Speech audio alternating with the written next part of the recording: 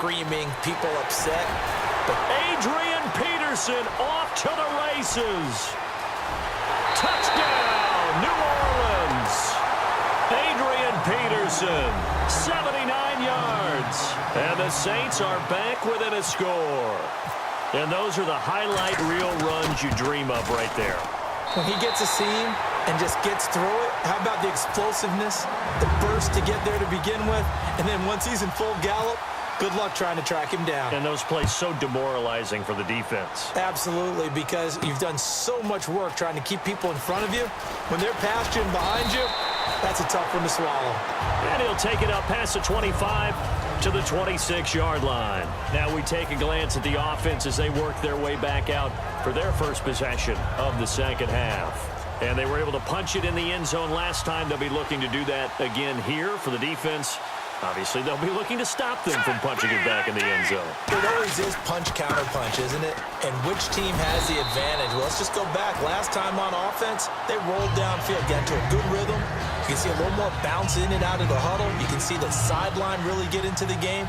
So defensively, you're thinking to yourself, how do we take that away from them? How do we get the advantage back? Let's see what they come up with. I think pressure is always the first way to go. You love pressure. I love it. We'll see if they dial it up this drive. He lost 2 there, and it's third down. Third down and 4. They tried to run the counter, just that the defense wasn't fooled. And when they're not fooled, you see the end result, because what you're doing there, you mentioned the counter. You're using your offensive linemen sometimes to pull or move to influence the defensive front to go in that direction and create the space back in the other side and block it appropriately. But you're exactly right. Didn't move him, sat there waiting for him and made the play. And how about the call here? They need 2 yards in their own territory on fourth down, and they're going to go for it. They're going to try and throw. And he's brought down. Can't do anything with a football. It's a sack and a turnover on downs. Out onto the field comes New Orleans. And coming off a one-play drive that was so deflating for the defense, what's their mentality? How do they rally here and stop this offense? Well, hopefully there's some determination that sets in, because they weren't ready to go on the last one. Give all the credit to the offensive guys for getting it done, but to allow a run of that length, that's just not being prepared. So now, are they determined? Are they ready to read their keys and make the proper plays? And we'll see how determined they are.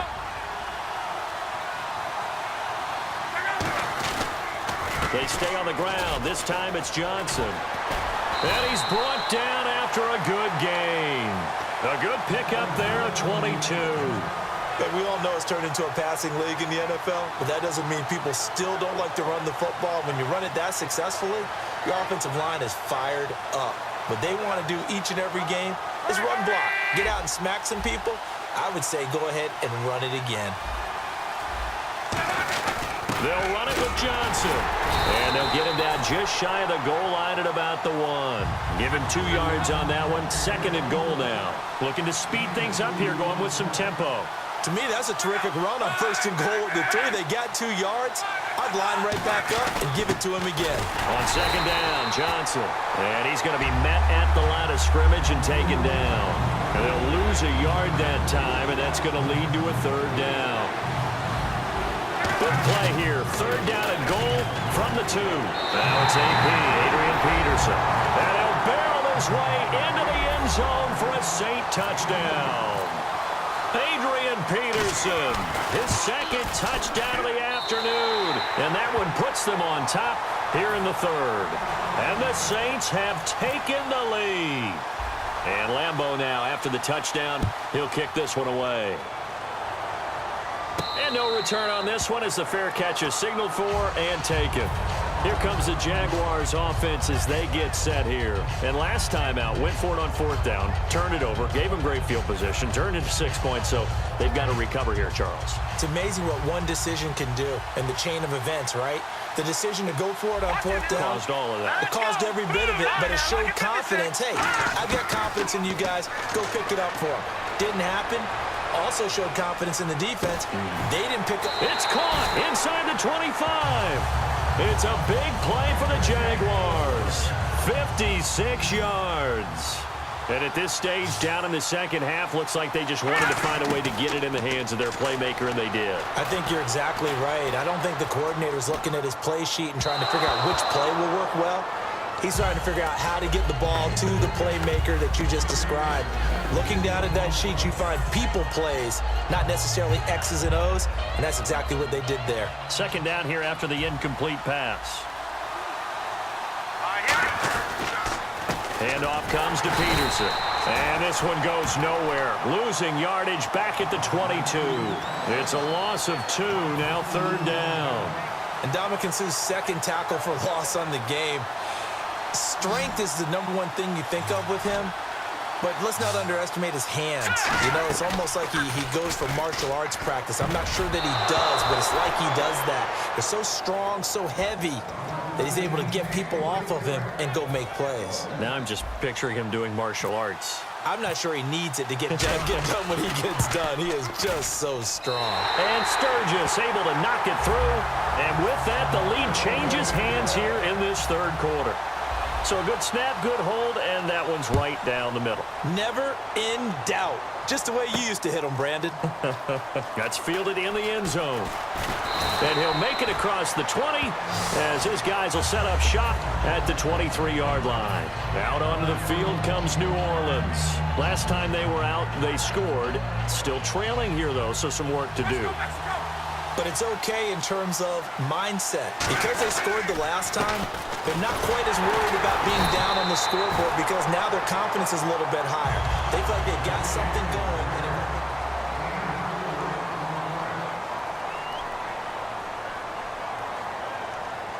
And they're 6 yards away from picking up the first here on second down.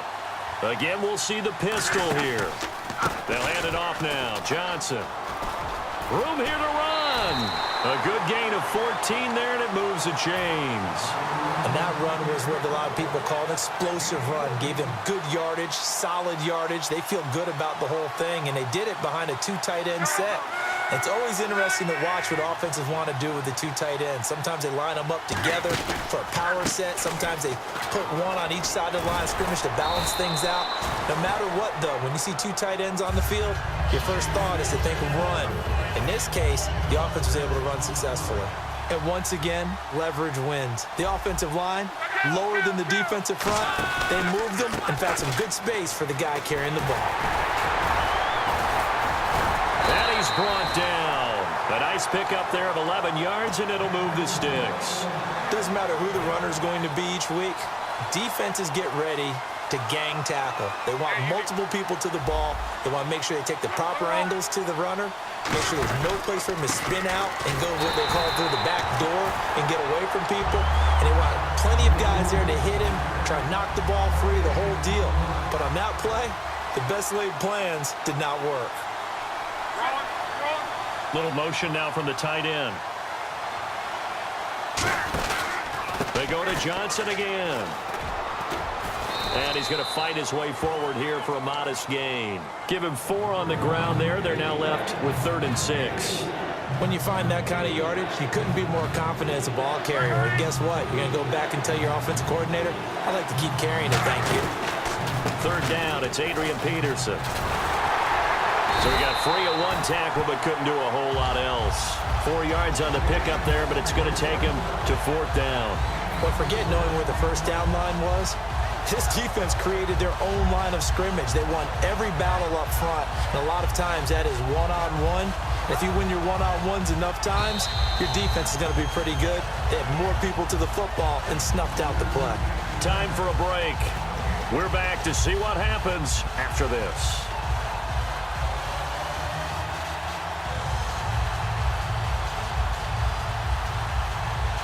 One score down. Here we go.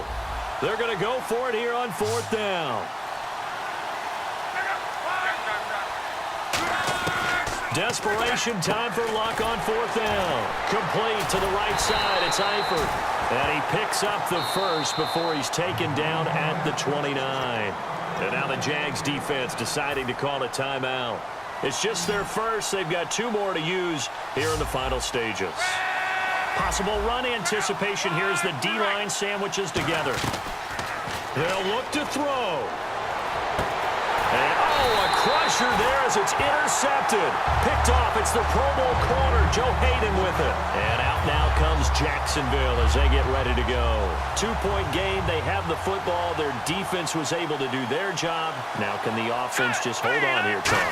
And they better, because after the job the defense did to give them... And now the Saints are going to take a timeout on defense. It's just their first. They've got 2 more to use here in the final stages. Back to the ground. This time it's Peterson. And nothing doing. He's immediately taken down at the line of scrimmage. And the Saints signal for another timeout. That'll leave them with just 1 remaining in this 4th quarter of play. On 3rd down, he'll drop to throw. And he can't get a throw away. He's taken down. And Ndamukong Suh with a big-time sack on 3rd down. And it'll be a loss of 7. Here's Brett Kern now, as his first punt will come from inside his own end zone.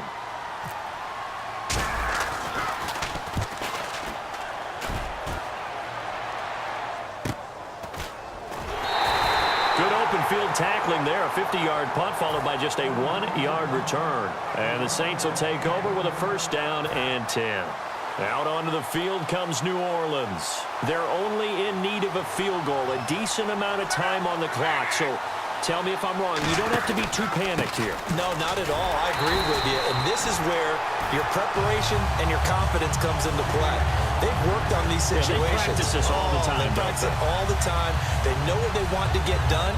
And in a lot of cases, the great competitors, they love this situation. They think they can go ahead and get it done. They practiced it. We'll see if practice makes perfect. Back to throw.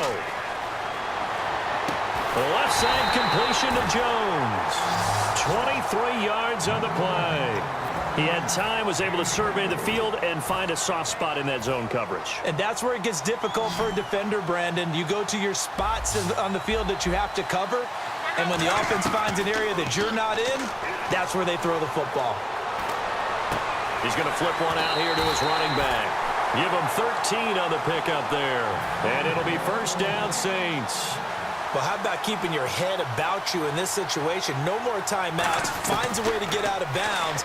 Now they can breathe a little bit as they come. He takes it across for the touchdown, and they've taken the lead late in the final minute of the 4th. Wow. Wow. So many practices we watched over time where the offense works on scoring late in the game and finding a way to win, as we just saw there. Just saw it right there. Now can they preserve that advantage that they just got? This fielded a few yards into the end zone. And last year that would have been a net gain of 5 on the return. This year he stopped where he would have been if he had taken a knee, and that's at the 25. The Jags offense now gets set and heads back onto the field. 1 possession game. Time very much a factor. How does the offense handle this situation? Well, in a lot of cases, they should be. Now whistles come in. We're going to get a timeout here by the offense. That'll leave them with just 1 remaining in this 4th quarter of play. Back to throw. Hopkins on the grab over the middle. And he gets this inside the 35-yard line. And the offense moving quickly to the line. He'll look to throw. And the tip there altered the ball flight, and it falls incomplete. It'll be 2nd down. Well, we're not playing 3 yards in a cloud of dust football anymore. I kind of get why those old school coaches sometimes didn't want to throw the football.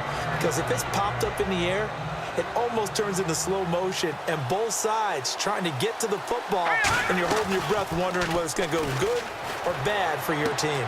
Caught left side, Hopkins. Touchdown, Jaguars. DeAndre Hopkins with 3 seconds remaining. And the Jaguars have moved out in front here in the 4th quarter. Here we go now. Boom, landed. They'll try and throw for it. And they can't convert. It's incomplete. But they still have the lead here in the final moments of this game. Now after the touchdown, it's Sturgis to send it away. This is fielded a couple yards deep. And he will be brought down here at about the 17-yard line.